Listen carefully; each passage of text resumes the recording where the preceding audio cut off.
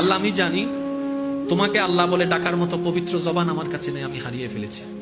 আল্লাহ তোমার কাছে যে চাইবো, ভিক্ষার দুইটা হাত যে তুলবো, সেই হাতের পবিত্রতা আমি রক্ষা করতে জানি নাই। মওলা ব্যর্থতা আমার গুনাহ পাহাড় নয়, আসমান হতে ছুঁয়ে গিয়েছে, কিন্তু আমি তারপরও তোমার দরবারে হাজিরা দিয়েছি, কারণ আমি জানি আমার গুনার বিশালতার চাইতে তোমার রহমতের বিশালতা হাজার গুণ বেশি।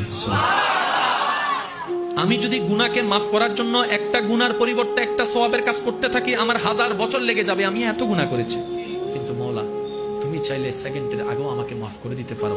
আল্লাহ সেই আশা নিয়ে, ভরসা নিয়ে, তোমার নবী রাহমাতুল লিল আলামিনের ভালোবাসা নিয়ে আল্লাহ তোমার দরবারে এসেছি। আল্লাহ তুমি তো রহমান, তুমি তো রহিম, তুমি তো গফফার, তুমি তো সত্তার, তুমি তো খালিক, তুমি তো মালিক। ও মাওলা তোমার কাছে না চাইলে কার কাছে চাইবো? তোমার কাছে ভিক্ষা না করলে কার কাছে ভিক্ষা করবো? মাওলা তুমি না রহমান, তুমি না রহিম, তুমি না ইন্নাল্লাহ আলা কুল্লি শাইইন কাদির। ও মাওলা একটু মাফ করে দাও না।